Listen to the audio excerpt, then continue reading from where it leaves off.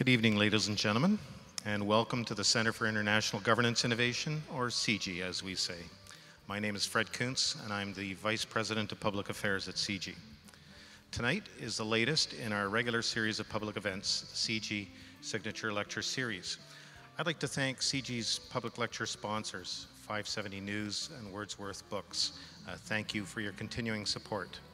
And I'd like to thank you, the audience, for coming out tonight. We had about double this number registered, but I think the thunder showers may have frightened a few people away. But thank you for coming, and thank you to our online webcast audience. Besides the audience here, we do have a global audience watching via the internet. Following tonight's address, we welcome questions from the audience, either at the microphones on either side, or if you're watching online, you can ask questions through the live chat function on your screen, and we'll transmit those questions to our panel. Our topic tonight is Beyond 2015, Development Goals for the World. In just a few moments, our moderator will introduce our highly esteemed panel. But first, I'll introduce our moderator, and that is Barry Carin, a senior fellow at CIGI since 2009. Barry has a distinguished career both as an academic and a policy practitioner. With a PhD in economics from Brown University, Barry joined the Treasury Board of Canada in 1971, and aside from a small detour through academia, held various positions in the Federal Civil Service over the next 3 decades, including Assistant Deputy Minister in the Department of Foreign Affairs, and in the mid-1990s holding responsibility for Canadian trade policy, including oversight of challenging international negotiations. Barry has also served as a member of the Executive Committee of the OECD and as the High Commissioner of Canada to Singapore. Today, Barry is an adjunct professor at the University of Victoria, and at CIGI, he's currently co-directing a joint initiative between CIGI and the International Federation of Red Cross and Red Crescent Societies. The goal of this project is to explore and recommend future directions for international development beyond the 2015 Millennium Development Goals of the United Nations, which, as I mentioned, is our topic for tonight. And so, Barry, over to you. Thanks, Fred. Let me remind you why we're here and how we'll use our time before I introduce the panel. We're here to discuss how should the world approach international development. You all should have a handout, a double-sided handout with basic information on the existing Millennium Development Goals, and on the back of it, there's some status of the progress. And what we're going to talk about is what should succeed those Millennium Development Goals. If you paid attention, we had a looping PowerPoint up top that gave some questions on the existing status of these goals, and I hope you did well on the test. Tonight, what we're going to do is we're going to begin by asking each panelist 3 questions. I'm going to ask them to respond individually in a one-sentence answer as to whether or not development goals are important. I'm going to ask them to respond in one sentence what, if anything, is wrong with the existing Millennium Development Goals. And then third, I'm going to ask them to each take a few minutes to give us a big picture answer on the assumption that we have a unitary world government. It's a world government of a world federal state, and he or she is the beneficent dictator. They can impose whatever goals they like. They can impose the development goals for the world. What would they do with respect to goals, targets, and indicators? Then we'll take about 30 minutes to explore their answers, and we'll follow with questions and discussions from the floor and with the web-based audience. So we're fortunate today to have a very distinguished and knowledgeable panel. Robert Fowler on the far right is Senior Fellow at the University of Ottawa's Graduate School of Public and International Affairs. He had a 38-year public service career. He was Foreign Policy Advisor to 3 Prime Ministers, Prime Minister Trudeau, Prime Minister Turner, and Prime Minister Mulroney. He was Deputy Minister of National Defense. Bob is our longest-serving ambassador to the United Nations, longer serving than Paul Heinbecker. He represented Canada on the Security Council in 1999 and 2000. He was ambassador to Italy and the 3 Rome-based UN food agencies. And he was Sherpa for the Kananaskis G8 Summit, for which he chaired the creation of the Africa Action Plan. He was the personal representative for Africa of 3 prime ministers, Prime Minister Chrétien, Martin, and Harper. Maureen O'Neil is president of the Canadian Health Services Research Foundation. Her previous positions include president of the IDRC, International Development Research Center. She was interim president of the International Center for Human Rights and Democratic Development. She's been president of the North-South Institute and deputy minister of citizenship for the government of Ontario. Mukesh Gupta is Undersecretary General at the International Federation of Red Cross and Red Crescent Societies in Geneva, and previously he was Special Advisor to the UN in Afghanistan and to the UN High Commissioner for Human Rights. He has also served as UN Resident and Humanitarian Coordinator and UNDP Resident Representative in the Sudan. He's had positions at the World Health Organization. He's been a Senior Policy Advisor to the World Bank. Earlier he was Head of Conflict and Humanitarian Affairs at the UK Government Department for International Development. He's also a medical doctor. So let's start with the 3 questions. Bob, in 1 sentence, are development goals important? A 1-sentence answer on what's wrong with the MDGs. And then Bob, you've finally been appointed as world dictator. What should we do? So, Mary, you want me to do all of those? All 3. Okay. Well, I mean, are they important? Of course, it's important to have some kind of a blueprint for any $120 billion enterprise. So that would be my sentence. My second sentence of 1 would be, it's important that we keep such a blueprint, such a template green, that we revisit it often. But it's very important to remember that, unfortunately, I'm not a world dictator, and therefore what we have in terms of the MDGs are what the nations of the world could agree. And there are all kinds of things that aren't there that I suspect many of us would like to be there, and they're not there because the countries of the world couldn't agree that they had to be there. So it is an exercise of diplomacy, and it's an exercise worse of the United Nations. It's an exercise in the art of the possible. And therefore, that is what we could get. A big discussion, I guess, for us this evening is, as we contemplate the world after 2015, and we talk about either replacing or updating the MDGs, are we likely to get more or less than we did in the year 2000? Is the world more ready to compromise or less? I fear less. Now I'm bleeding into your subsequent 2 questions here. I'm not an MDG expert. I'm not a development expert. Maureen and Mukesh are, and I very much look forward to their much more intelligent analysis of what the MDGs are and are not. I find the MDGs vitally important to explain the development business. Development is under a lot of attack these days. As the financial crisis bites, as treasuries are looking for ways to save money, as militaries and foreign ministries are wanting to concentrate available resources to accomplish their geostrategic aims, development tends to get caught in the middle and suffer. So the MDGs help defend the development vocation, and I think that is vital. And I also believe it is extremely important and timely that we get good at defending the development vocation. I have some particular concerns, and my concerns are squeaking wheelism. My concerns are that the securocrats will always have a more timely argument for investment in whatever concerns them. I'm worried that failing and failed states will attract the grease, despite the fact that the amount of grease available is not nearly enough to solve the problem in those failing states. I'm worried that in the era of instant gratification, of the 24-hour news cycle, the humanitarian crisis will trump development every time. And therefore, that the very limited amount of money available for real development will be sacrificed to one or other of those more immediate, more dramatic demands. Why don't I leave it there? Okay. So Maureen, same three questions.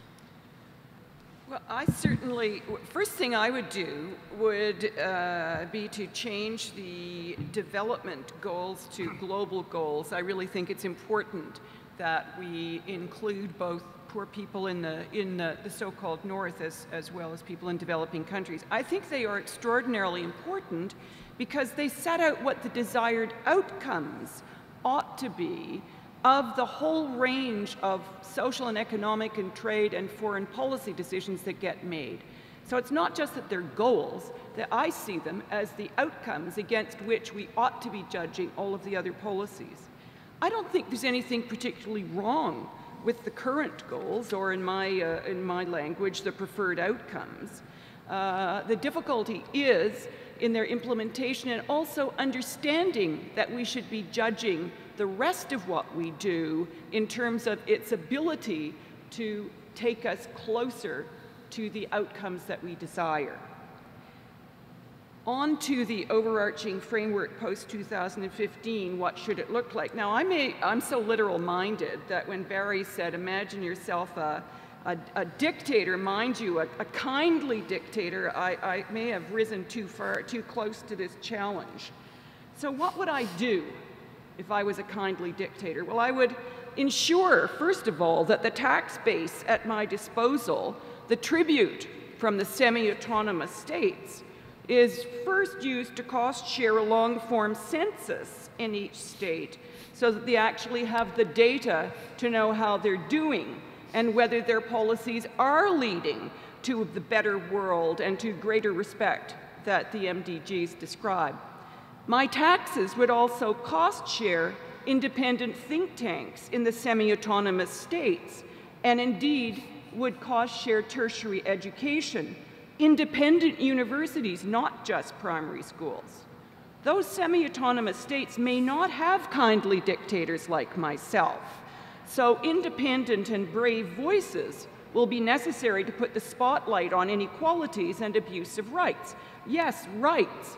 My federation already has an already established body of law that sets out rights. The Convention on Social and Economic Rights, Convention on Civil and Political Rights, the Convention which lays out the path to women's equality, CIDA, the Convention on Rights of the Child. I could go on. As long as I'm dictator, I'll require my semi-autonomous states to turn their attention to implementation. That's where we fall down. And we already have other key institutions on the security side. And we have the International Criminal Court. But my semi-autonomous states must believe in these institutions as much as my polling suggests their citizens do. But what I haven't figured out yet is an equalization program rather like Canada's to ensure that citizens in the semi-autonomous states have anything resembling like a fair starting point. So-called development programming is a far cry from that, so I'll need your ideas on that. One minister in one of my semi-autonomous states has just told his people what this might look like, and it bears looking at because he's gone so much further than the government of the semi-autonomous state in which we find ourselves tonight. And here I commend to you, I must commend to you, the statement of Andrew Mitchell, the Secretary of State for International Development in the UK, in which not only has he responded to the massive review of bilateral, multilateral aid in his semi-autonomous state, but he's recommitted himself to 0.7% of GNP and is moving briskly along to address squarely issues of women's poverty and women's lack of choice in the number of children they have. So some semi-autonomous states seem to have got the message more clearly, and they are acting on it more strongly than others. So even kindly dictators can't make it all happen. Okay, Mukesh, in one sentence, are development goals important? In one sentence, what's wrong with them, and then again take a few minutes as you're the beneficent dictator in a unitary world government of semi-autonomous provinces or semi-autonomous states. Your word is law. Are development goals important? Yeah, but that doesn't make them good. I mean, I might have got hijacked on the way from Toronto airport to here. That hijacking event would be very important, but it wouldn't be a very pleasant experience. So to say that development goals are important is, I think, not the same thing as that is what the world needs, or that an important concept is necessarily a good concept. So it is not to say that the development goals have not been good, but it doesn't mean that the goals we set for tomorrow are necessarily going to be good automatically because the past goals have been partially beneficial. It's extremely important. We are not hijacked along the development journey by goals. And this brings me to the second question, what is wrong with them? And implicit in this is my critique, which is that what's wrong with them is who set them. I mean, you know, who were the technocrats, and at that time I was in DFID, and you know, with the previous generation of the British government, and very much involved in setting them. And now, as we look back on them, I think the greatest critique of them is who are this bunch of do-gooders who, sitting together, said to the world, yes, you know, your children will go to school, you will have so many liters of water, you will wear a condom and protect yourself against malaria, and you will swelter under bed nets, and you will do this, that, and the other. And that's what's wrong with them, that they are goals which are well meant, but they are, I would not call them global goals in any sense of the term, because they don't reflect anyone's aspirations other than liberal do-gooders. I hope many of them are here in this audience. Now, what would I do as a beneficent dictator? Well, I would actually take a very liberationist approach. I would liberate the world from the tyranny of targets and indicators and open up people's minds about judging for themselves and liberating them to decide on the lives that they wish to follow in the context in which they live. Maybe there is a role for setting global goals at some particular level, but I think the world is now grown up. We are in the post-9/11 era, we are in the post-superpower era as well, and I think the idea that you know, some beneficent dictatorship can go around dictating, however well meant that might be, I think completely misses the point, you see. So my kind of gift to my people, autonomous or not, would be to say, go forth, be free, and select for yourself the life that you want, and take responsibility for the decisions you make. And by the way, here are some broad global directions. Well, thank you. Well, we're going to come back to that, Mukesh, but I'd like to start with a question to Bob. Maureen made the point that we've got to change to global goals. You've been a passionate champion for Africa. Should MDGs apply also to developed countries as well as to poor countries? Should we frame goals for universal achievement? Some people argue that what we should be doing is setting an outcome target for the poorest 10 or 20% in every country. Will universal goals disadvantage Africa? Dramatically so, Barry. I would argue, in fact, I think there's a better case, rather than expanding the MDGs to include 6.3 billion people, including our part of the world, we should think about whether the next generation of MDGs, or indeed a set of MDGs, should be designed specifically for Africa. And the rest of the world will largely take care of itself. First of all, I mentioned in my opening remarks that the MDGs are what they are because that's what could be agreed. It's one thing to ask developed countries to agree how to fix other countries. Asking rich countries to agree how to fix themselves is mission impossible. that simply will not, could not happen. So no, I would certainly not expand them in that direction. Africa is the only, the billionth African was born a year ago. Africa is the only part of the world that collectively is getting worse. The only part of the world where the gap between them and us is widening. There are other parts of the world where it is not narrowing fast. And parts of the world where it is narrowing dramatically quickly.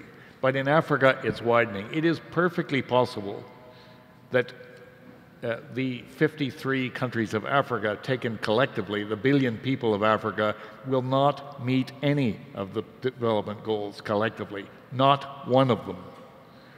Individual countries will meet a number of MDGs, but collectively, we're facing a dramatic failure.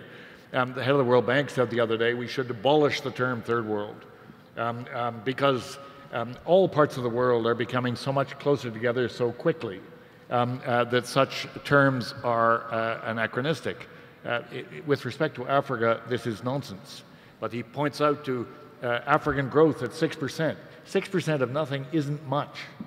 And the reality of Africa today is simply appalling in most definitions. Some of the numbers that we've seen up here before we started tell a happy story and certainly help me explain why development is important, and particularly development is important for Africa. Because development at the margin can make a difference with countries willing to walk that talk, willing to make a difference. I think we should be extremely harsh in our triage, particularly in Africa. We should work with countries that do walk that talk, that do govern reasonably and adequately, and we should drop the countries that don't, because we don't have enough to go around.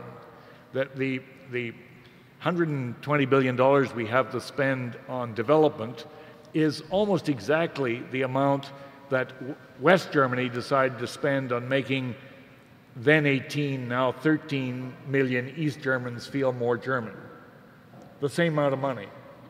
By the way, they haven't succeeded in 25 years in making the East Germans feel comfortable about being German. And we're trying to use that same amount of money to make 5 billion people more comfortable, or 1 billion Africans. It isn't nearly enough, so we should concentrate it where the leadership, political leadership, is present and we can make a difference, and we should build fences around the money we're prepared to give to dramatically deteriorating security situations, aka failed states, and we should build fences around the amount of money we're prepared to give for humanitarian assistance. Otherwise, there won't be any left for development. Mukesh, Maureen, do you agree with Bob with respect to the universality? No. With respect to Bob, no. Firstly, I think it's an excessively gloomy picture of Africa, and it does disservice to the work going on in Africa by the Africans themselves, where despite all the obstacles placed in their path by a world system, they have, and obstacles are placed in their own path, I should also add, they're actually doing pretty well. And country after country has democracy. Country after country, children are going to school. The HIV is on the retreat. Malaria is on the retreat. Industry is coming up. People are investing in Africa, and so on and so forth. So this African Renaissance, if I may call it that, deserves greater respect and recognition. And I can't figure out how, in these days of globalization, where at a press of a button countries are bankrupted, when somebody takes hot money from one to another, how we're going to put up fences. I thought we lived in an age of breaking down fences, not constructing new ones. And firstly, it can't be done. And secondly, even if it could be done, that is not the way in which to actually make countries work together within Africa or outside Africa. I think concentrating in countries with good leadership begs the question of deciding where and how that leadership is defined, and then distinguishing who is the person who decides you are a deserving object for development aid, but you are a humanitarian basket case. We will get you to develop yourself. We will pick up, we'll throw a few crumbs at you when our domestic media agitates because they see starving babies on our screens. Clearly, that would not be a particularly developmental or a humanitarian approach either. So I beg to disagree. Maureen, what about Bob's assertion that we should give pride of place to some African countries? I don't disagree with giving pride of place, but I'm still caught up in trying to imagine how Mukesh's proposition that we move away from worrying about these kind of organized approaches to development assistance with targets and goals and outcomes and evaluations and all of that that goes along with it, how one moves beyond that, and to what extent then how does money flow, or is money not important in this? Is something else more important than the money? I'm intrigued by what Mukesh has said, because it would definitely be a different development paradigm. Yeah. Well, I think I'm not arguing that there should not be some developmental goals or some global visions. But I think the real purpose of development, what is the real purpose of development? What is that concept of a developed world? What will it look like once everyone has achieved their goals, targets, and ticked off the indicators? What will that world look like? And I worry about that. I don't want a world where people are kind of well-fed, well-watered, and have got the basic creature needs met, but fundamentally we haven't actually achieved our humanity. We haven't actually achieved our dignity. We are still we have created a global welfare state, if you like, you see, and not released the human potential that is in all of us, including in some of the most currently poverty-stricken countries. So I am in favor, really, of wanting to visit the relationships between nations and correcting that and looking at enabling factors that hold people back from developing themselves, rather than throwing more money at the problem. If money was a solution, then we have got record amounts of money going into health, education, and so on. And though, for example, classrooms the world over are filling up with school children sitting in classrooms, they are emerging with no higher literacy today than possibly they were a generation ago. And that's what the latest evaluations indicate of the impact of education programs. And I worry about the billions gone on education, for example, which might have been put to better use to liberate people, to sustain their future, so their pride, hope, and dignity, and build their lives. So my vision of a development is not disorganized chaos with money just floating around, but simply a framework which recognizes that every community, every nation, every continent, every country has a right for self-determination and dignity, and for it to determine what its root is within global norms. And I think your conventions on economic and social rights and all those norms, if you like, are extremely important. There is no question of that. But I would reject any notion that somehow the UN or anyone is going to dictate what nations and countries are going to do. People are in a rebellious mood the world over. They're not going to follow somebody's targets. What they want is to take charge of their destinies, which is ultimately what development is about. Bob, what are they missing?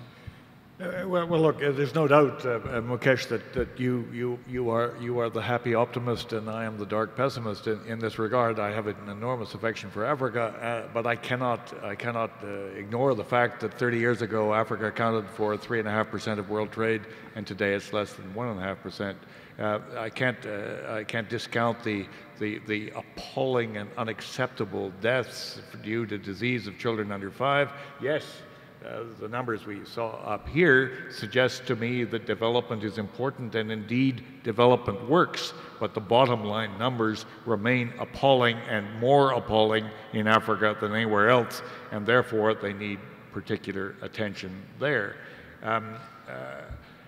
The suggestion that good governance is in the eye of the beholder, well, perhaps.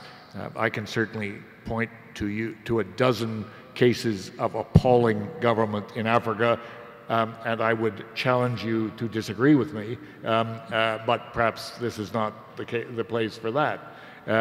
Nevertheless, it would be like shooting fish in a barrel in terms of getting this panel to agree that there are indeed cases of poor governments in Africa that should not be supported by development efforts, which means their people will suffer. Yes, it does, and a certain amount of humanitarian assistance can then kick in.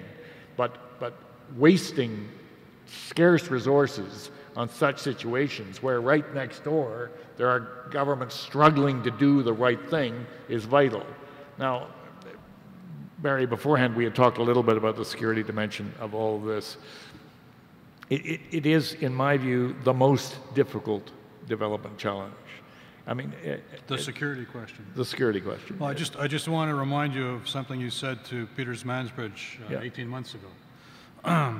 You said, "I cannot object to the objective in Afghanistan, but I just don't think in the West that we're prepared to invest the blood or the treasure to get this done." You said, "There isn't enough to go around. And in our 6 billion people, there are 1 billion happy rich people, and there are 1 billion desperately miserably poor people, and 4 billion people in the middle who are a lot closer to the bottom billion than the top. We don't have nearly enough money and energy." So what does this mean for those who say that we really got to do something about putting failed states in the next generation of goals? I wouldn't do it because it is too subjective and too volatile a concept, and perhaps more germane, whether we did it or not, it would have absolutely no effect. The decisions of the security gang will be utterly unbound by anything that we might introduce into a scheme like this. That's the reality. To pretend otherwise is to dream.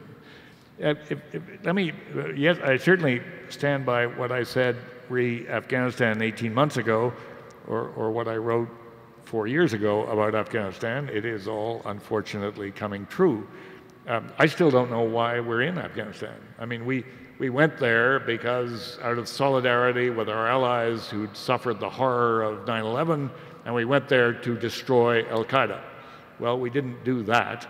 And then the narrative changed almost monthly among the many governments in the 40-nation coalition, and suddenly we're nation building again, and we're fighting for democracy in Afghanistan.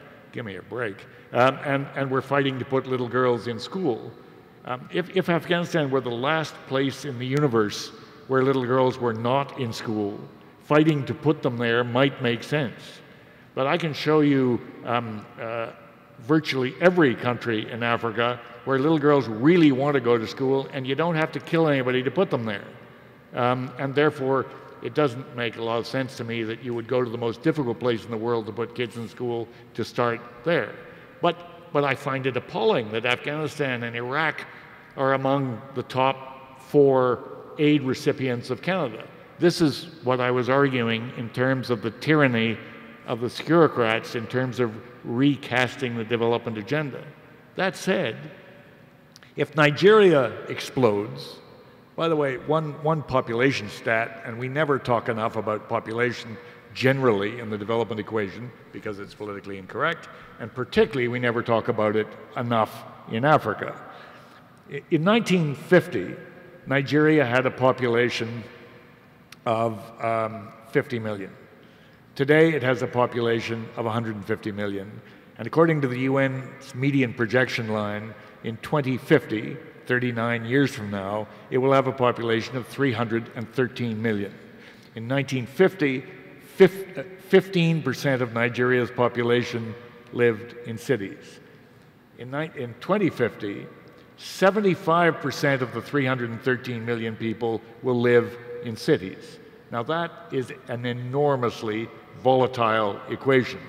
And if Nigeria goes, it will take the upper half of Africa with it. And therefore, can we ignore such a security dimension with difficulty? Thank you. Mukesh, let me remind you of an interview you gave to PBS in November 2007. You noted you'd been to Bosnia. You'd seen some of the after effects of Srebrenica. You've been in Rwanda within hours of the liberation of Kigali, and had been in Goma on the day the actual mass exodus took place. There's this horrific quote, quote, "I could smell the dead bodies in Rwanda, which was still fresh when I had got to them," end quote. You've also been to Cambodia. In that interview, you talked about the need for accountability and your real disappointment with the resolution on responsibility to protect, on the doctrine of responsibility to protect. So what does this experience mean in terms of your advice, in terms of including security in setting development goals? Well, first thing I would say, and this is to respond to Bob, is precisely because of experiencing Rwanda, Darfur, Bosnia, and such like, that I remain optimistic. Because when you actually witness such obscene horror, and you realize that this is not something that only happens in one part of the world and not another. Every continent has been blighted with that within this current generation alive. You realize there has to be a better future. So smelling the blood, which still comes back to me when anytime anybody ever mentions Rwanda to me, actually makes me even more determined that we have to have a more optimistic, a more hopeful vision of the future. Because we, as well-bred, well-fed, well-watered, fully righted human rights citizens of fortunate countries we live in, start losing vision and hope, then there is no hope and vision for those who do not have the luxury to dream, if you like, you see. So we have an ultimate responsibility not to forget, but above all else, to rise above all these horrors and move forward. That's what really keeps me going, at least in that sense. To answer your question directly, I think absolutely security is a prerequisite for anything we do. But the security does not mean the forms of military security that have been seen to fail now in theater after theater after theater. What is security? Is it the security imposed by some kind of old style, relationships between nations which establish a hegemony of one against the other? Is it a security that people gain by belonging to particular groups of countries and ensure themselves within those particular groups of countries? That's no security for ordinary people. In Africa, more people are killed, by AK-47s and small weapons, some of them going back decades, than nuclear bombs and such like, you see. So yes, security is very, very important, but the definition of security is not the security that our leaders of the world talk about when they think of spending their energies on North Korea, Iran, and all those features. Those issues are important in a geopolitical sense, but those are not the security issues of concern to ordinary people, ordinary lives, whose well-being is blighted every day by the insecurity on the streets, whether it's the slums of Kingston, Jamaica, or the battlefields of undeclared wars in many parts, for example, in Africa itself. Maureen, let's switch gears for a second. In your current foundation, you have some intriguing programs. You've got an award program called the Mythbusters Award. You've got an Excellence Through Evidence Award. You led the International Development Research Center for 10 years and North-South Institute before that. Tell us, from your experience, what works? Well, first of all, there's absolutely no easy answer to that. What works or what's a myth? I think it's a myth that development assistance doesn't work, that transfer of resources does not work. It doesn't always work. I mean, do we as individuals always spend money on the right things? Probably not. But I would be much more on the side of Bob in terms of underlining the importance of continuing that flow of resources. I'm still trying to figure out how Mukesh's vision, which strikes me as kind of California in the 60s, but for people worldwide, how you eat hope. How you eat hope. I'm still much more on the side of the benefits of actually sharing income. I think that people have a lot more hope when they have food than when they don't. So I think it's a big myth that development assistance does not work. I think we've got endless studies, statistics, etc., that shows that it does make a difference in people's lives. For people who really want to follow this up, you can go on the website of the Overseas Development Institute in the UK and look at the long list of changes that have occurred assisted by global investments from other countries directed towards problems well, a whole range of problems, whether we're talking about maternal and child health, whether we're talking about immunization rates, whether we're talking about, you can make fun of mosquito nets, but in fact, the impact of bed nets is well demonstrated on malaria, particularly for children. So I think it's a big myth that development assistance doesn't work. I think it makes it really easy to discount the need for sharing between people and between countries. It's very easy to say this doesn't make any sense, it's only a waste of money. And while I agree with Bob that we're learning more all the time about how to have effective development partnerships and how to make decisions about where that money goes, to deny that additional resources can be useful, I think, is just a way of excusing ourselves and saying it doesn't matter, they can't do it, and let's just leave it up to them in their kind of happy, hopeful circles that Mukesh is talking about. I think the harder question, a harder question even than the resource question, is what we do in terms of being useful to assisting the development of the rule of law, human rights, the whole range of human security questions. What do we as outsiders, how do we effectively intervene?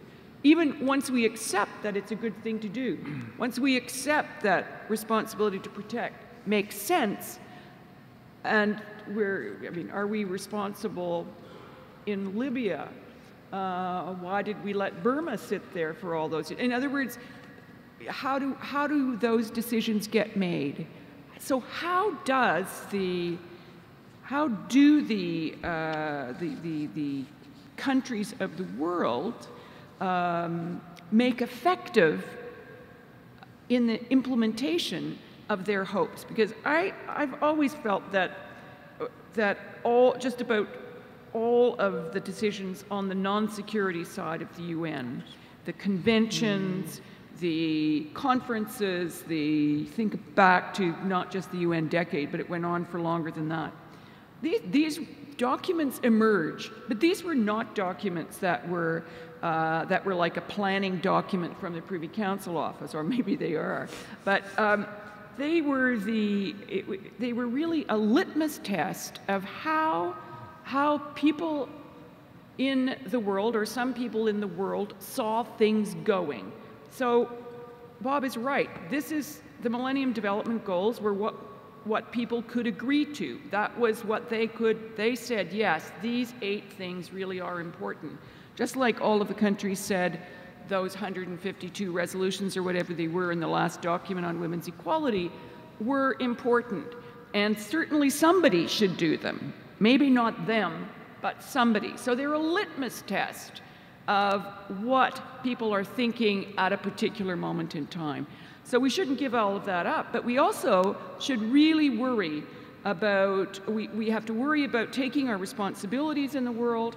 We have to worry about what we can do to make a difference in poor countries, or how we can share with middle-income countries policy approaches we've used ourselves. I'm a big believer, when we talk about middle-income countries, in a vast expansion of the OECD to be the vehicle for analysis and for sharing.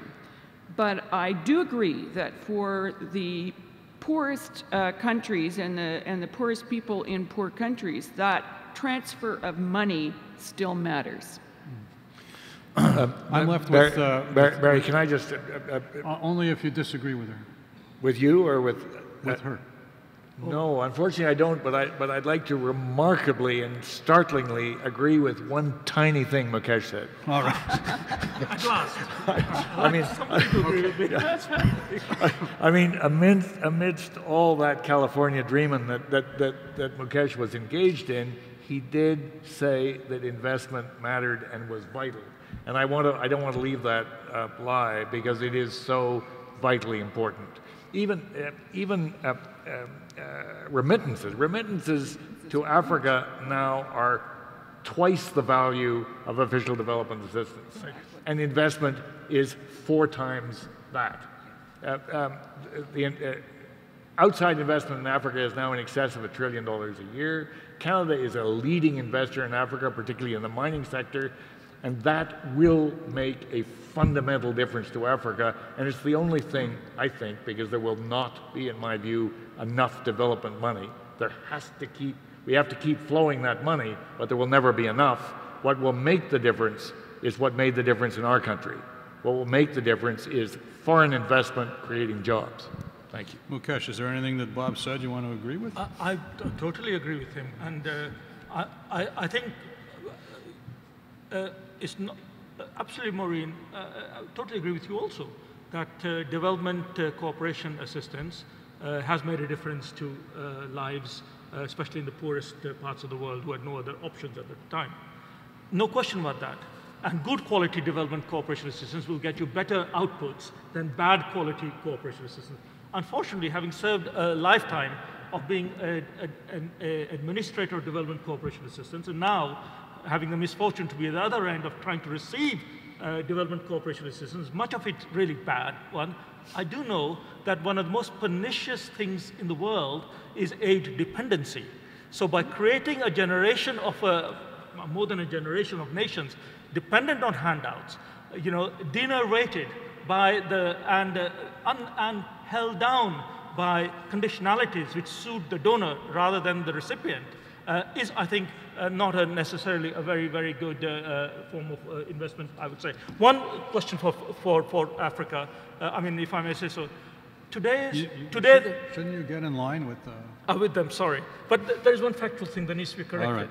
All right. I think today, the reality is that the world's poorest peoples, definitely they're living in Africa, but if you add up the numbers, the world's poorest populations are living in the rich and the middle income countries. So India, unfortunately India, my beloved country of birth, has the reputation of actually, it might be a brick star and going places, but it is also a host to the most abject and poor people of the world, greater than in Africa.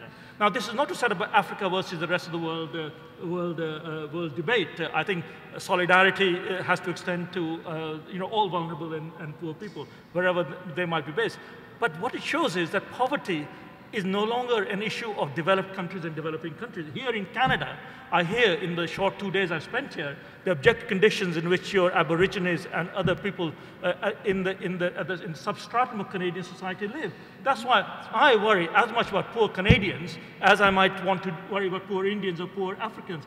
And unless we think in those global terms, unless we build that global solidarity which overcomes our national pride of being a donor and a receiver, we will not make progress towards the world that I dream of. I wasn't in California in the 1960s, but come to think of it, it's actually not a bad dream. And if it worked for California, at least for some time, why deny the rest of the world that opportunity also? And dreams are very important. In the end, if you can't help people, everyone, every time, everywhere, don't take away their dreams and hopes.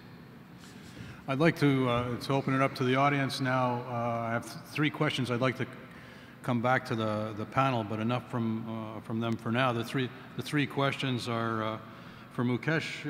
He was provocative at the beginning, saying what's wrong with the MDGs was they weren't set up, the goals were not established by the intended beneficiaries.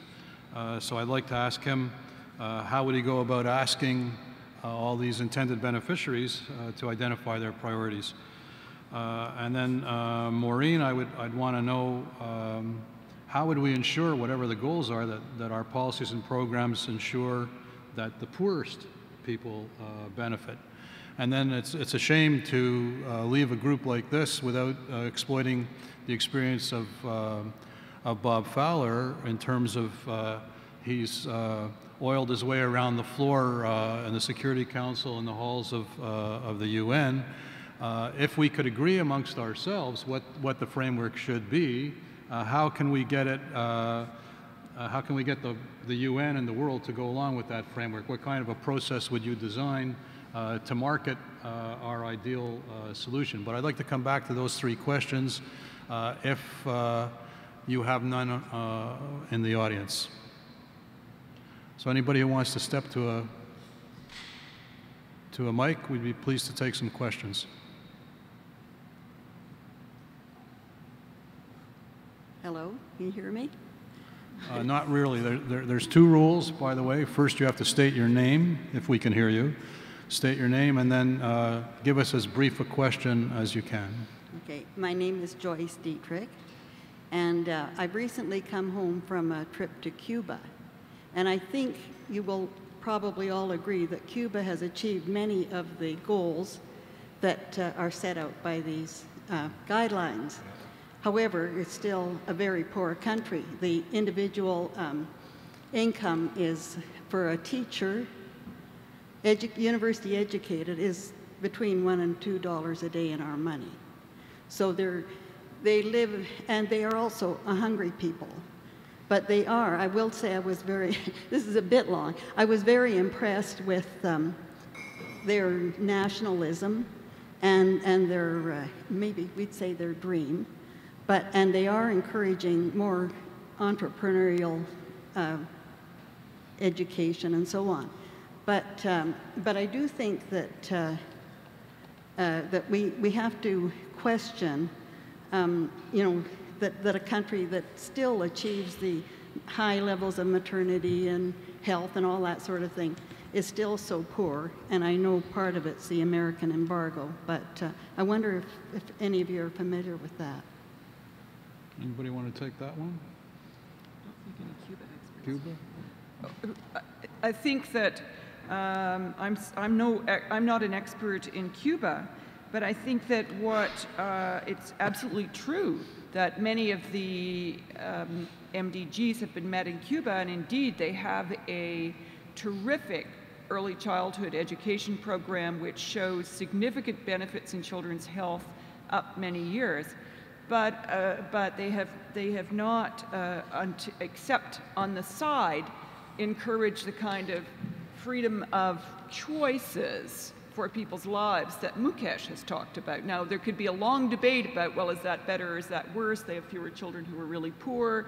But on the other hand, their standards of living are not rising, and it would also support another of Mukesh's points, Cuba would, because they had a considerable amount of aid from the Soviet Union until 1989, and that broke up, and then their economy really tanked.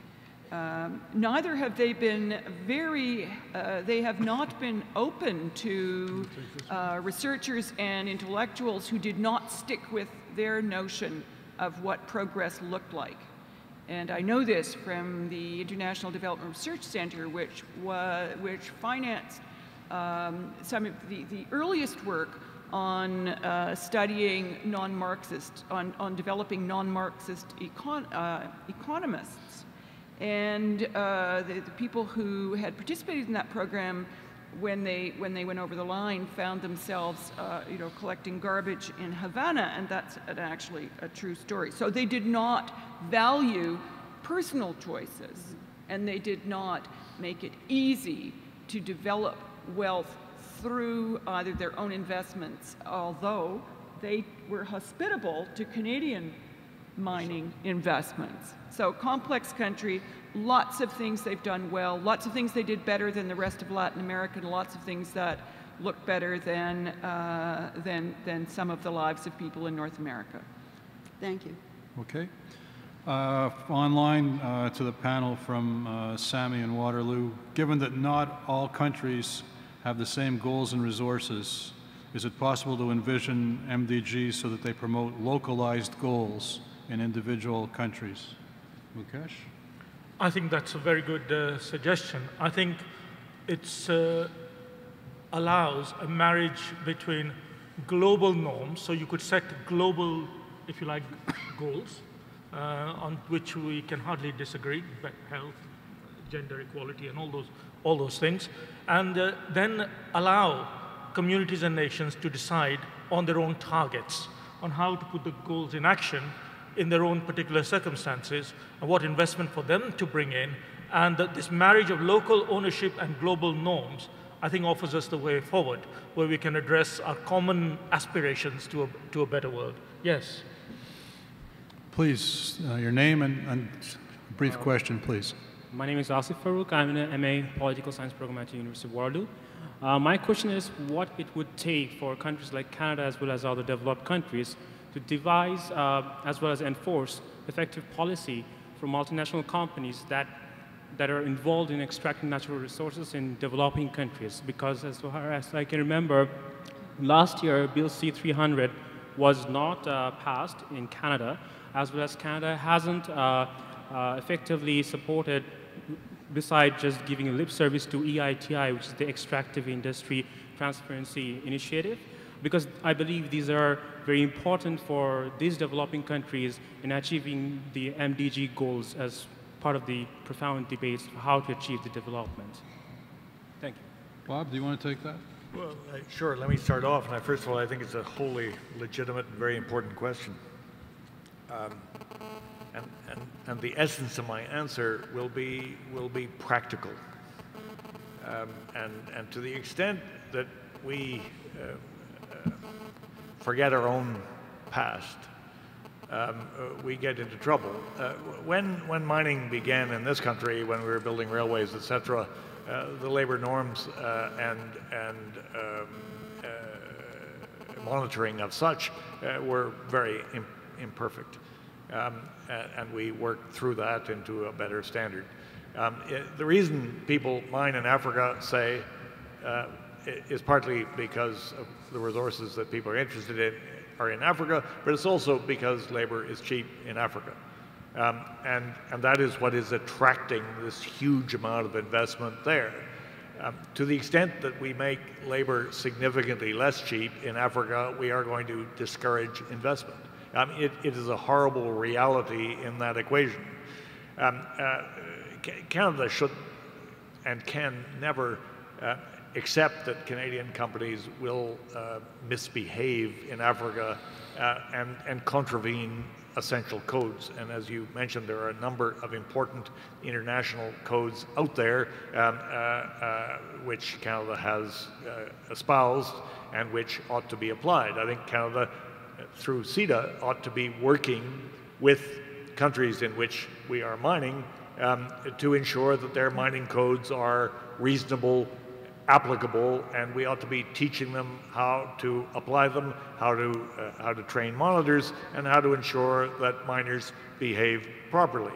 We have something like 1,400 miners at different companies, from very tiny to very big, operating in Africa. And the reality of today's world is that the misbehavior of 2 or 3 gets all the attention.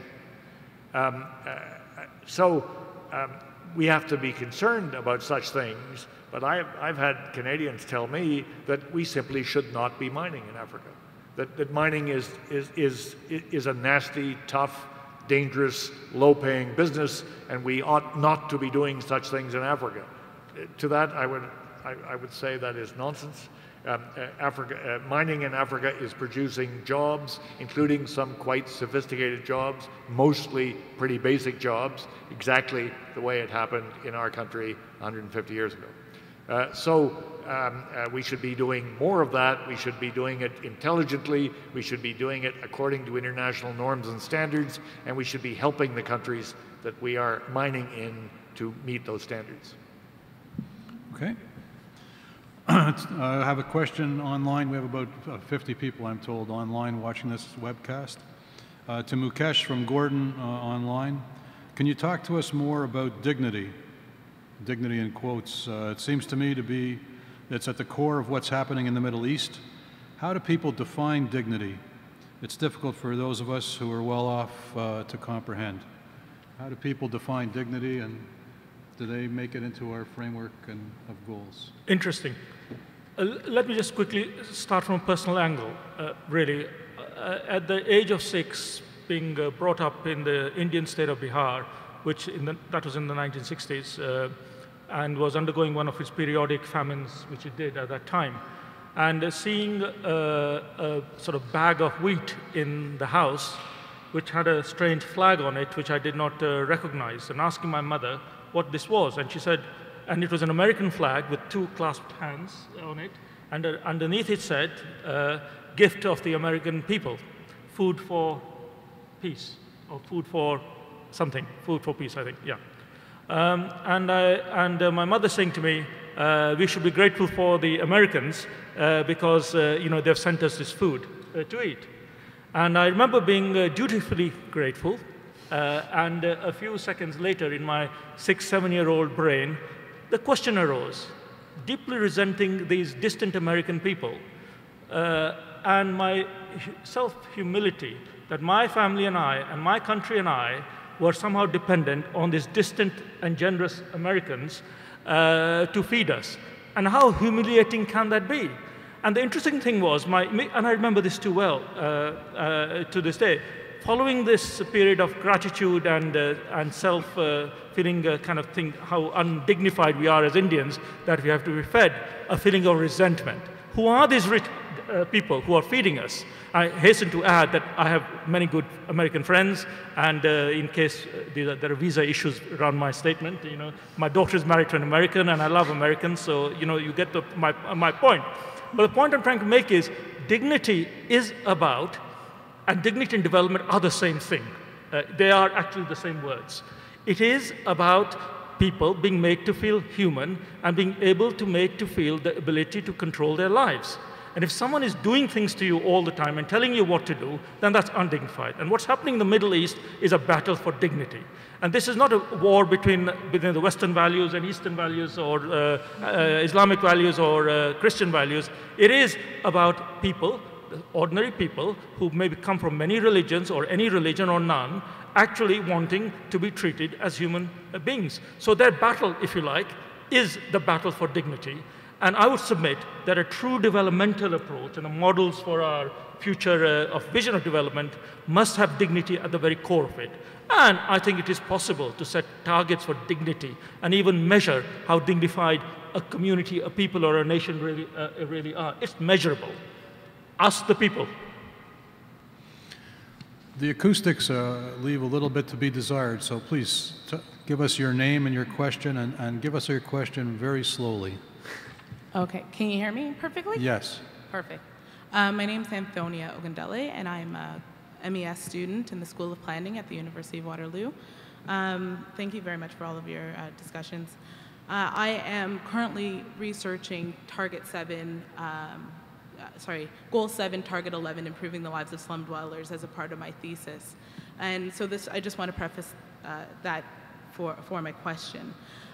What I've noticed in my literature and in doing a lot of the research, and by no means am I an expert in MDGs, but the question that comes to me is, well, what are the purpose of the Millennium Development Goals? Because what I've found is that throughout the discussion that I've heard so far today, it's been a lot about the movement of resources, ensuring that there are enough resources to fulfill needs. But then fundamentally what I'm finding in my readings is that there's the movement of resources, but are we actually trying to improve the lives of the individuals that are actually being affected by these movement of resources? And I bring this I'll bring an example forward in that if we bring in a global north kind of perspective, if we look at improving the housing conditions of low-income individuals, what we have seen historically is that there have been slum demolitions, and here we have situations such as Regent Park, which are now going through another demolition because they were trying to meet certain, whether it be federal or municipal targets. And I wanted to evaluate and look at what is actually happening in the Global South. So currently, from what I understand, is that they have reached the target and have surpassed it by 100% and have improved the lives of 227 million people. But there has been a fundamental difference on the ground. Yes, they've improved the physical environment, but it's either not being maintained and the situation is still worsening.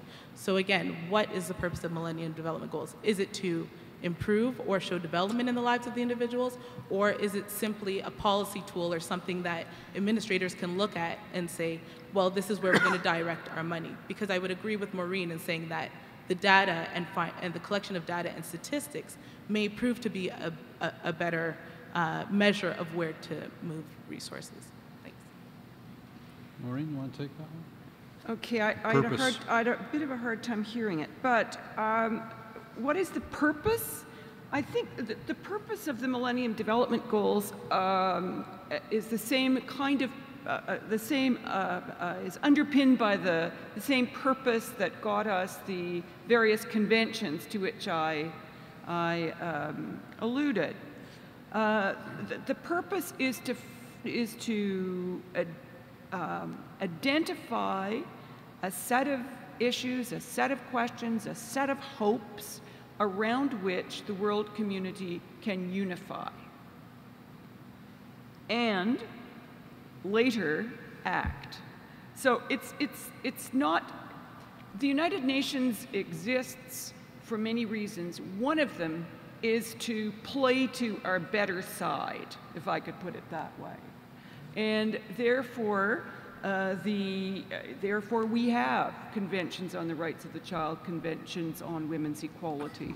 The Millennium Development Goals was an opportunity created by people who wanted to see better standards set for world behavior. I mean, I'm putting it up at that high level. It's not like then there's a kind of an army of public servants deployed from this point in order to carry them out. That's not how the world works, but they can act as an inspiration for action on the part of people around the world. And it's the aspirational element that I think is related to the hope that Mukesh talks about. We would like to think that we would be able to organize our resources around the world in order to address these 8 goals effectively. So this is our better side as citizens of the world. And the purpose is to put them out there as something to strive for. Okay. Next. Tell us your name, please, and a brief question.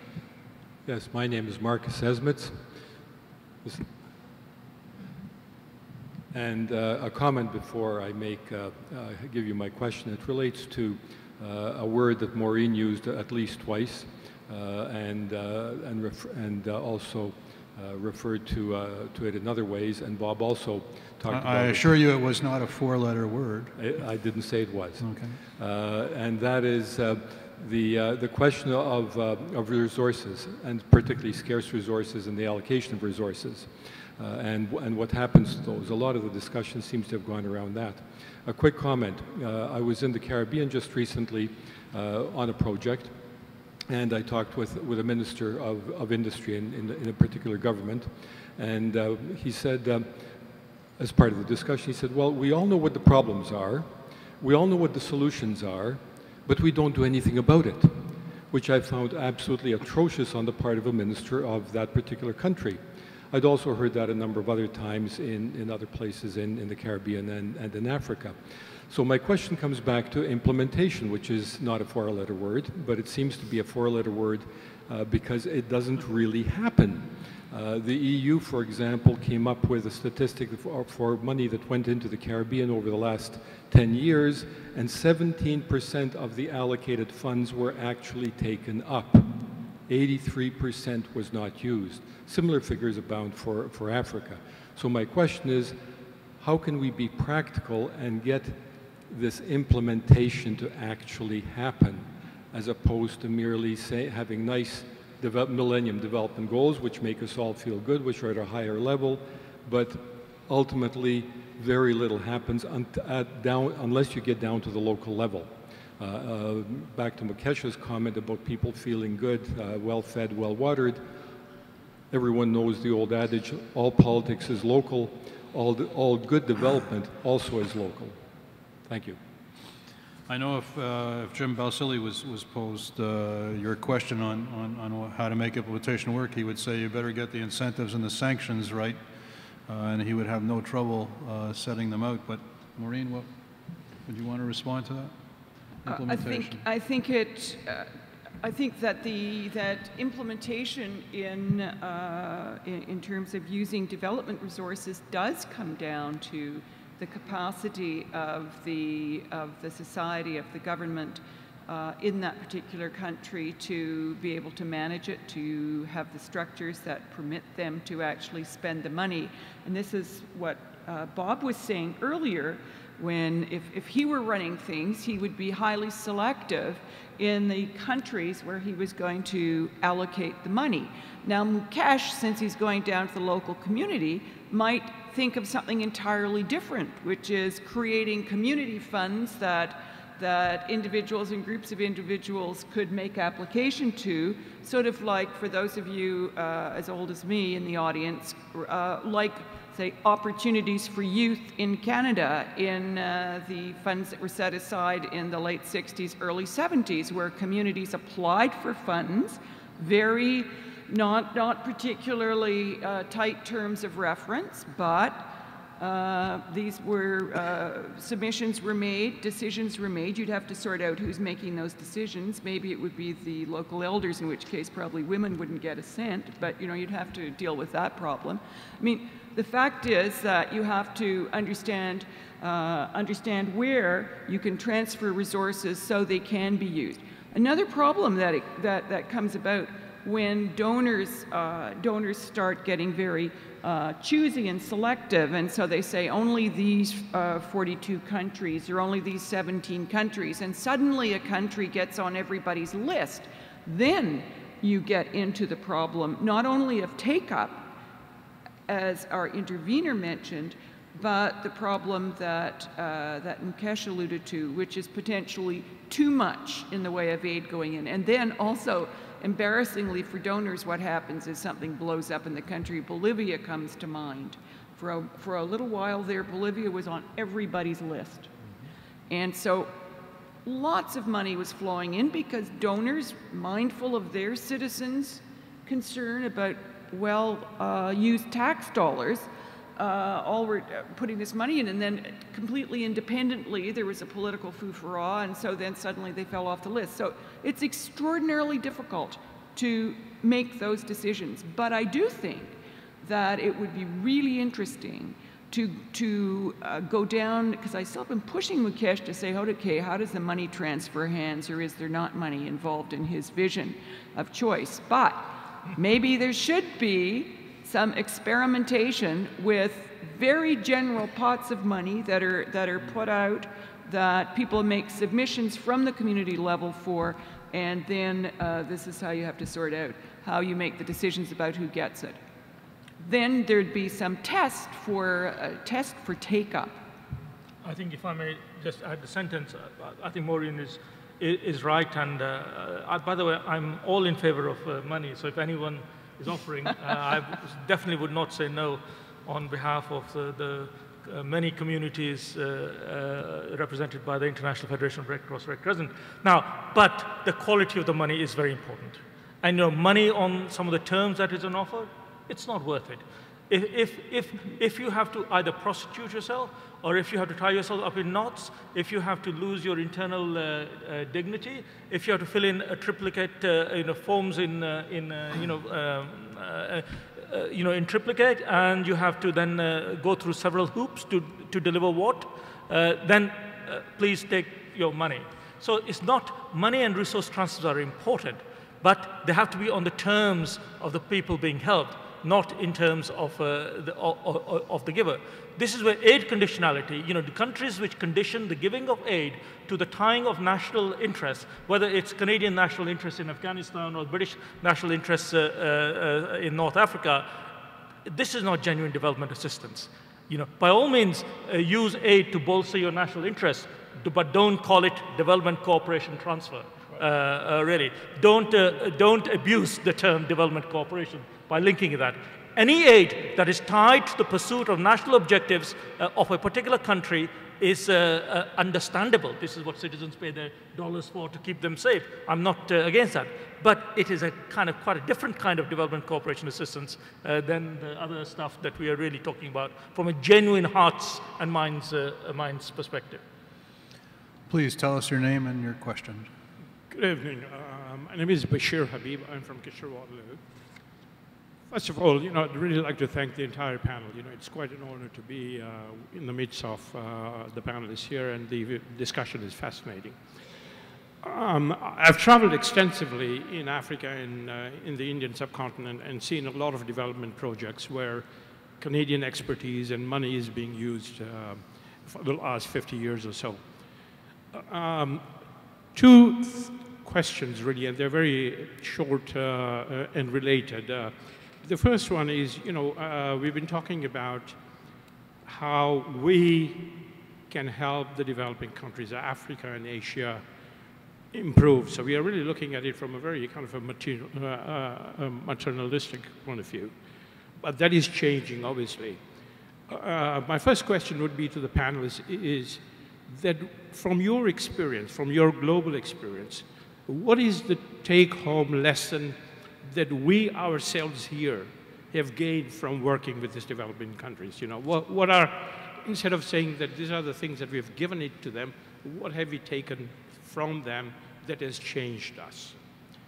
Okay, because that's critical, and that's leading up to my next... Before we do that, let's have the answer, because that's a very good question, and I'll let you have the floor for the second question. But what have we learned? Excellent question. I'm very glad you asked it. I think the first lesson is in humility.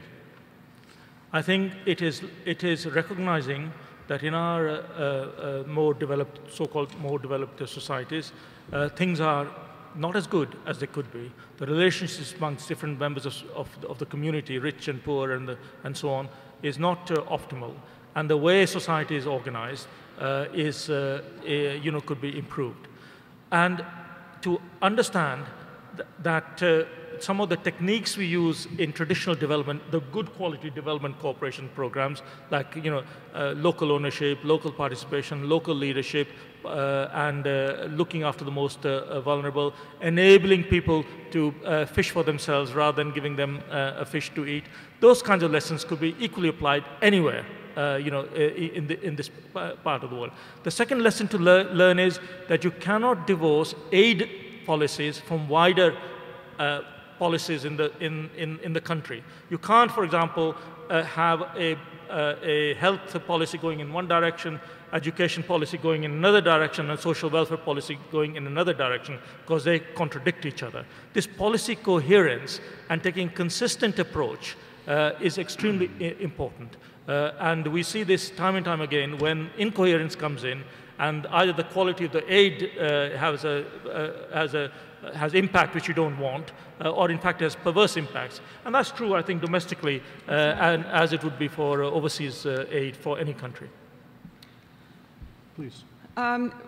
Having just reflecting on the really significant success that the International Development Research Center has had by supporting individual researchers and research groups in developing countries. This is not sending Canadian expertise. This is sending Canadian dollars to the right spot, to people who are innovators in those countries.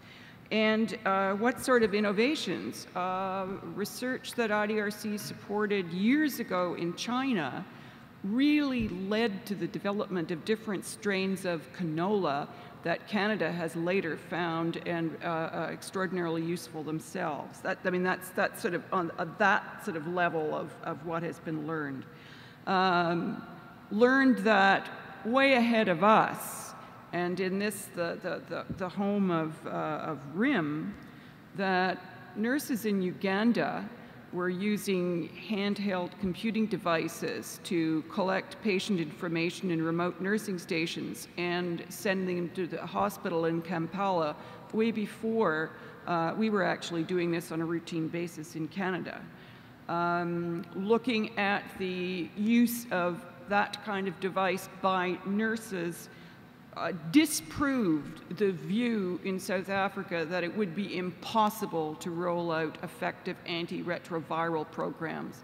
We are yet to effectively use mobile devices to give reminders to people with chronic diseases about taking their pills for this or that. There's lots to be learned, and I'm talking about from research that has been done in developing countries. And what else did we learn? We learned that the people who were funded through IDRC valued the fellowship, the collaboration, the access to our scholars as much as they valued the money. Although, as I reminded my colleagues, if we didn't have the money, we wouldn't have those relationships in the first place. So lots learned, lots of very practical things. And the relatively new program, the Grand Challenges program that Peter Singer is running out of the University of Toronto, which is now focusing on bedside, on diagnostics, inexpensive diagnostics, could help us transform the way in which primary care physicians do their jobs in Canada. They're funding that work internationally, but that could transform the way in which primary care physicians do their work here. So lots to be learned. Bob? Well, I guess, obviously, this is a question that I think each of us would like to spend a long time on because it's so vital. I'm going to talk a little bit about... You should buy Bob's forthcoming book if you really want to know everything that he's learned. I think I'm going to talk about something we haven't learned. We haven't appreciated, we haven't encaissé, we haven't absorbed the extent to which the development business is a long-term commitment. We increasingly, in our attention deficit-addled politics, want fast returns, and to some extent, the MDGs exacerbate that problem. Because development has fallen somewhat out of vogue, despite the very good numbers. Oxford Policy Management estimates that 70 to 85% of all discrete development projects achieve their objectives. Despite that, we want quantifiable early returns. And we know in our heart that doesn't usually work. But nevertheless, in order to satisfy the beast, be it the newspapers, be it the auditor, be it the need for the development minister to stand up and say, Eureka, we go for the easy wins.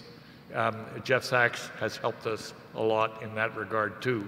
And to the extent that we move towards quantifiable MDGs, we are exacerbating that trend. Mukesh suggested earlier very accurately, we all want to tell you how many more kids are in school than was the case last year. We're not asking how many kids are in each classroom. And it's terrific that I saw one classroom in northern Uganda where there was one 19-year-old teacher teaching 338 kids in one class. By the way, it was a better behaved class than any class I've seen in Canada, but nevertheless, it's pretty hard to teach 338 kids at the same time. But the MDGs lead you down that path, and we have to be worried about that.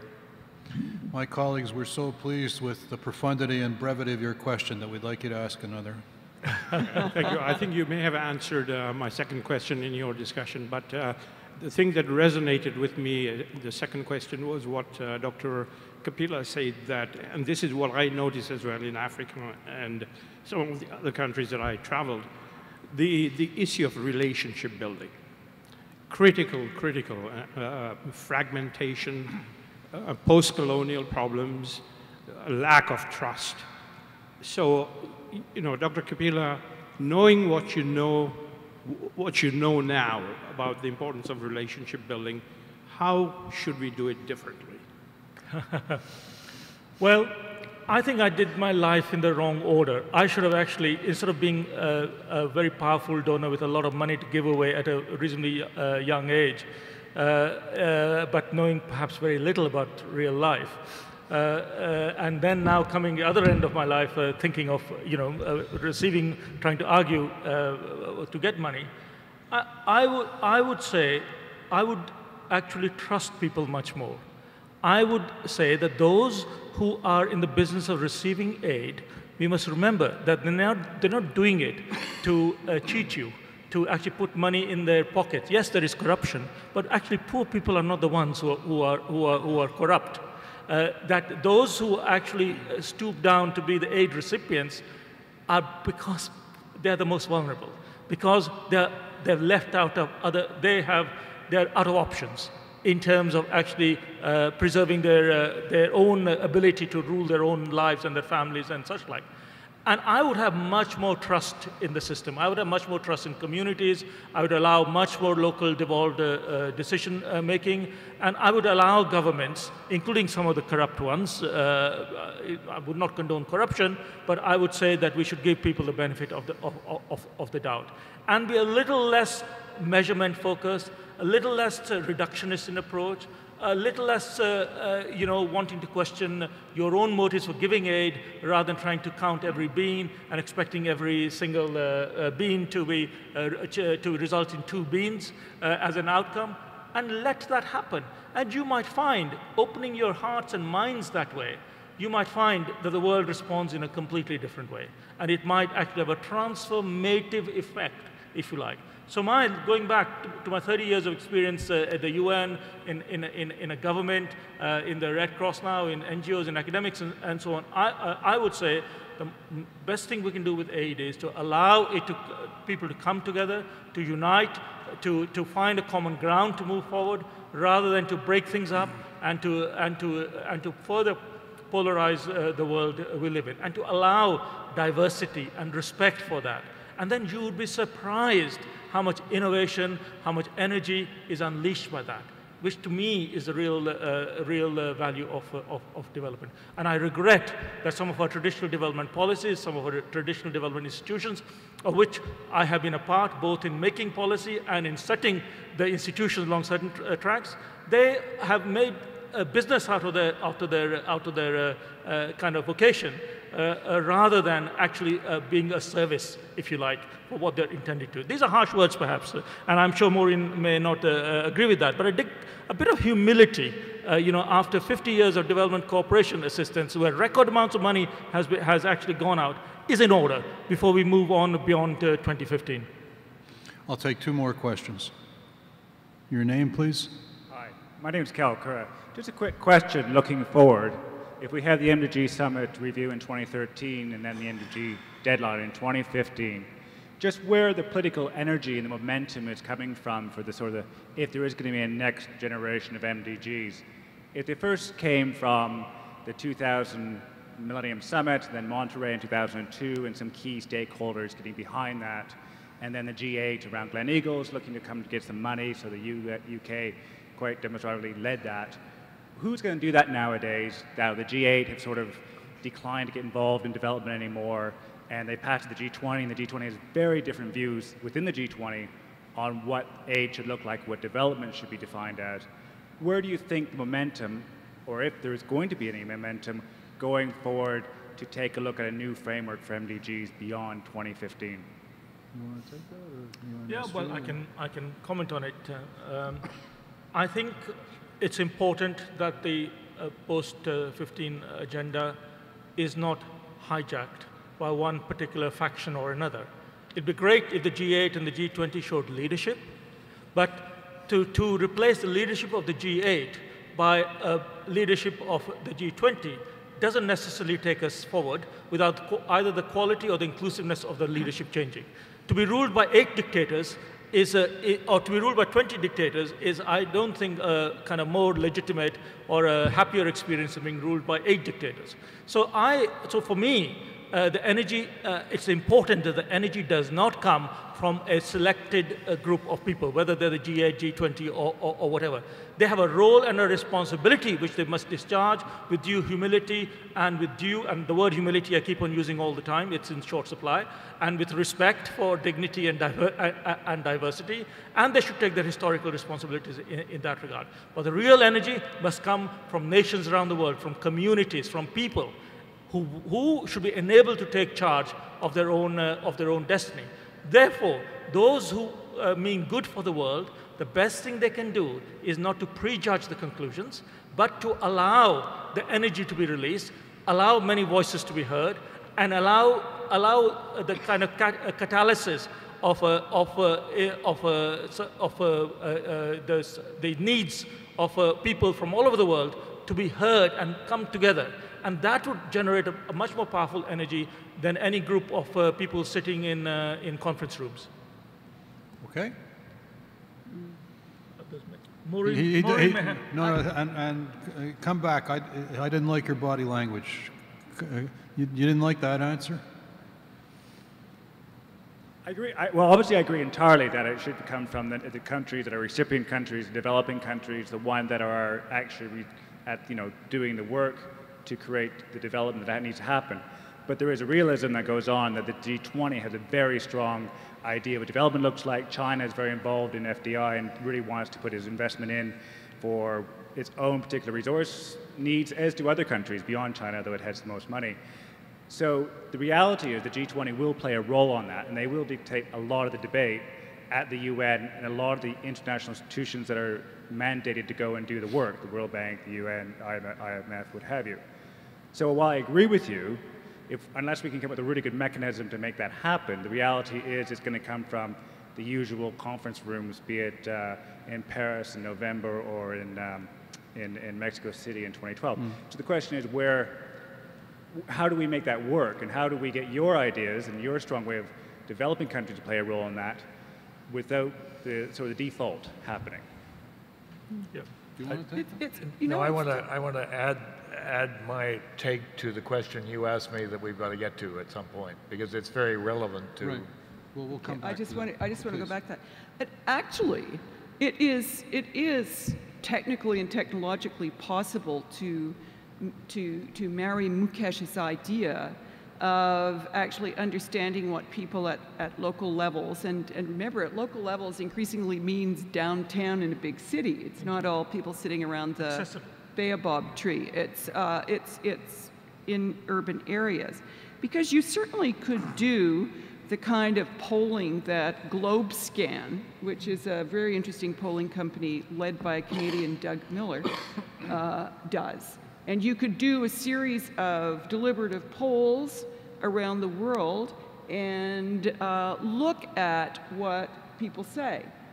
And there could be choices. If you had 3 wishes for your community or your family, what would they be? I mean, it would be very interesting to do that, and at the same time ask the question: well, how does this get codified? What does this mean? What does it mean for the government in question where those people live? What does it mean then for the international community? How different is the message that would come through this medium from what people who are looking at this big set of questions more analytically, or from their perspective as managers or politicians, both in the developing countries or in our country? It'd be very interesting to do a comparison of what people are thinking and what they see, and it's not technologically impossible. The more people are in cities, the easier it is to do, and then you can do it all over with the magic of telecommunications. So that might be worth doing. I want to get to my question at some point, but Bob wants to get to his. We're dying to answer the questions that Barry gave to us. Are you coming back to us? I'm going to take one more question from the floor, and then we'll do the 3 questions, except you pretty well answered Mukesh's. It's please, your name and a brief question. It's John Smith, given that 15,000 years ago, this country was covered with a lot of ice, and given today that the world seems to be warming up, what are we doing about controlling our population? Hear, hear. Very damn little. Yeah, except, can I comment on that? I mean, I think that this is the move of people to cities has always been in all countries a kind of natural contraceptive. People have fewer children when they move into cities. That's exactly what happened in Canada. It was before the pill that birth rates began to go down because it's simply not practical. Education and urban. Well, no, but people weren't educating people. In fact, in Canada at that point, it was still illegal to talk about it. Never mind educating. But the move to cities is an extremely important factor in stabilizing population. And actually, if you look at projections, although people can still get terribly fussed about it, the lines are coming down, and it's very much related to the demographic shifts taking place within Not in countries. Africa. No, it is coming down. The desired number of children is down. It's still, but the fact is that there are still lots of people, but it's not true that it's an inexorable rise. I think. Well, sorry, I'm just, I'm preoccupied by some numbers here. And what are we doing about it? The answer, I said, was very little, and the reason we're not dealing with it is because it's politically sensitive. Because people didn't hear that. I say the reason we are not dealing with the population issue is because it is politically, religiously sensitive. The combination of fundamentalists, Christian, Jewish, and Muslim in particular, is such that countries, including our own, will not move this issue forward. It is, of course, hugely culturally sensitive. Maureen, the numbers I would throw at you are, I mean, when rock stars took over foreign policy in the early 80s, you never had the bracelets, you see, at Foreign Affairs. And Was it California? And we are the world. Ethiopia had a population of 45 million. Today, Ethiopia has a population of 90 million, and by 2050, it will have a population of 235 million. I've given you the Nigeria numbers, along with a huge move to urbanization, which doesn't seem to be impacting as we hoped it would. A country I was associated with, Niger, will increase its population by 269% over the next 40 years. And it cannot feed itself today. The 19 million people today, who will become 56 million, are 65% food deficient. This is the country most affected by global warming as the Sahara sweeps southward.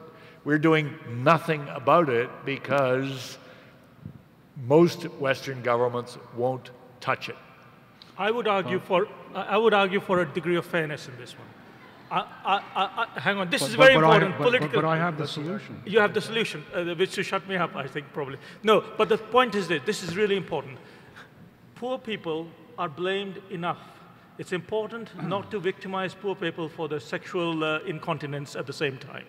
You know, it's really important that this population debate is, and the whole development and the debate is not reduced down to basically numbers of children. One could argue, Bob, that 10 Ethiopian children consume the same resources as one North American child. And arguably, therefore, something first should happen in reducing the fertility rate in North America than in Ethiopia. But we know that North Americans are aging, and they actually need migrants. So I think this whole issue is far more complicated. They're simply saying that the problems are one of overpopulation, and that's the reason to underdevelopment and so on. Next panel will deal with We're certainly enjoying the question. Thank you very much. My lecture on climate change and what to do about it, the first and highest rate of return policy is secondary education for girls. Fertility rates drop dramatically when girls of any religious persuasion have secondary education. So that's the end run we have to make.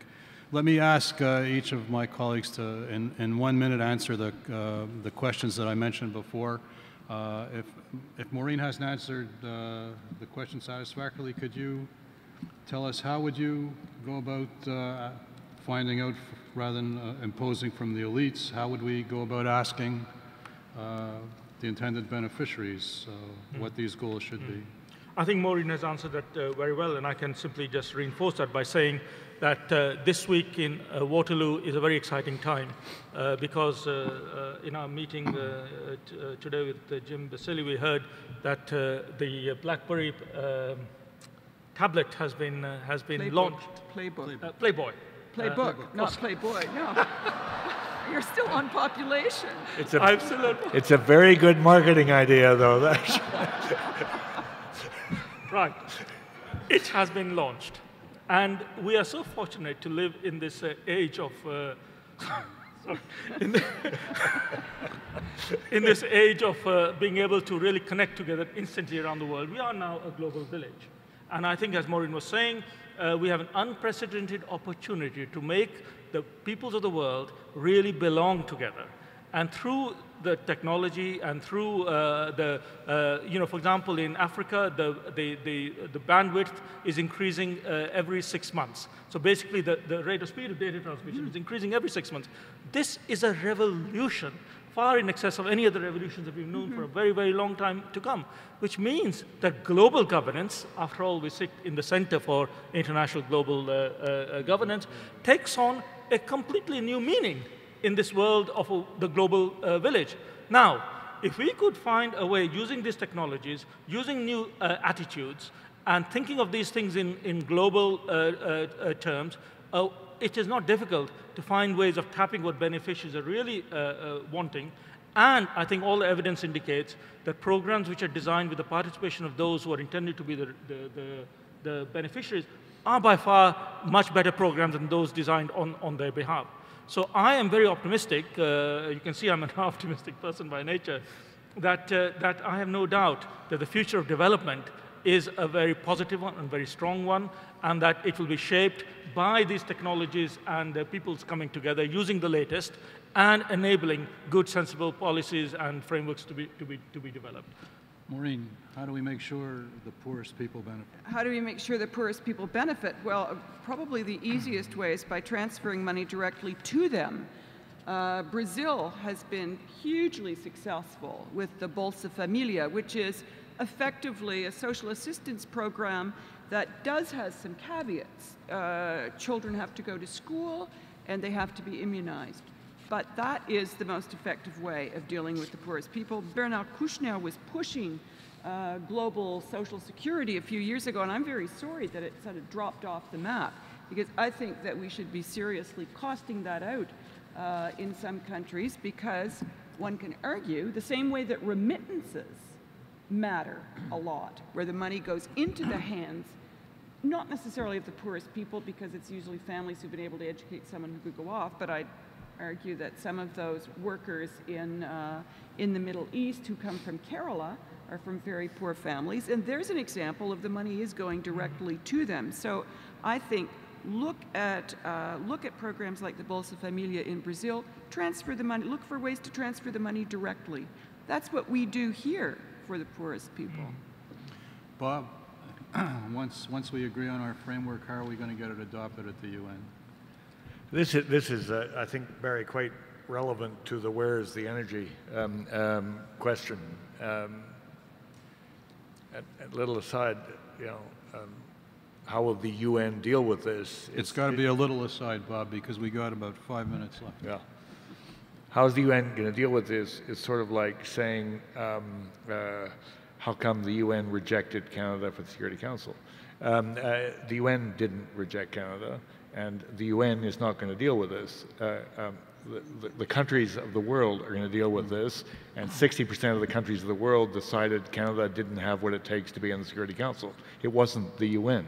So how are the countries going to deal with the proposals? And the answer is really damn simple. The countries are going to like the proposals to the extent that it serves their national interest. And if it doesn't serve their national interest, if they think somebody's about to impose an international security tax on them when they are bankrupt, say, or about to be bankrupt, or worried about being bankrupt, they won't like it. If it implies a whole bunch of new fiscal commitments, or indeed it impairs their ability to see to the security of their states, they won't like it. So it comes down to really one of your original questions, Barry: how ambitious are we going to be? My own reaction, and of course, Mary loves to tell me that I am a Cassandra. You may have picked that up already from what I've been saying today. I reply that Cassandra was right.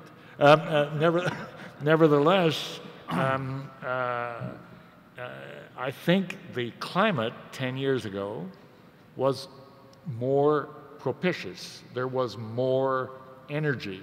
There was more global leadership when the MDGs were promulgated 11 years ago than there are now. So I despair somewhat about the fact that we are dreaming up broader, wider, more inclusive, more imaginative, more engaging MDGs when I'm not sure that we could pass the ones we've got. Well, just before we wrap up, do you have one sentence that our audience should go away with? One sentence. My one sentence would be, this is too important a subject to leave it to experts, the UN, governments, or anybody. So to shape the world that you would like to live in, or I should say you would like your grandchildren to live in, looking at the audience, then I think you must join the conversation. Otherwise, things will be done for you, in your name, and at you, and you may regret it. So this is really important for our collective future, to shape the world we live in, be part of shaping that. Otherwise, don't complain about it afterwards when you don't like what is shaped. Bob? I'm sorry, I can't help but think, as I heard, first of all, I agree with you. Absolutely, I agree with you. Recently, I was beating up a whole bunch of students for not voting and saying you give up your bitching rights if you don't exercise that fundamental duty. And one young lady said to me, well, I may not vote, but I tweet. Okay. Mukesh, I agree with you. I will endorse what you're saying with my sentence. This development issue is vitally important and needs support in our current circumstances. Maureen, last word. Yes, I agree with both of you, although I don't tweet, and I know that's probably not good. I think that if on a, what day of the week are we, on a Wednesday night, we have people sitting here willing to give up an entire evening to talk about 8 propositions that were meant to stimulate the world is an extraordinarily good sign. This has to keep happening.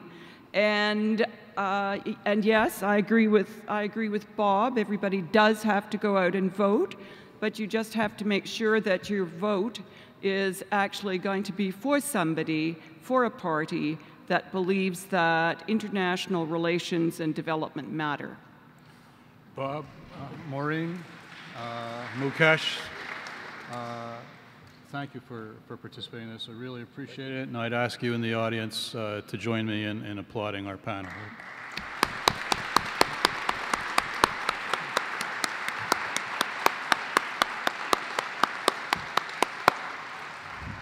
Thank you very much, Barry, and thank you to our audience. And just before I come up on stage and deliver a final remark with some useful information that you may need before you depart, I just want to take my prerogative to put Barry on the spot because I think he's gotten off a little too easily as the moderator tonight. I happen to know he's a very smart CIGI fellow, and he's in mid-project, as I may have mentioned, and so this is a bit mischievous to ask Barry if he has any concluding thought, because he's really using all of us in this event to further his aim, his joint project with the Red Cross.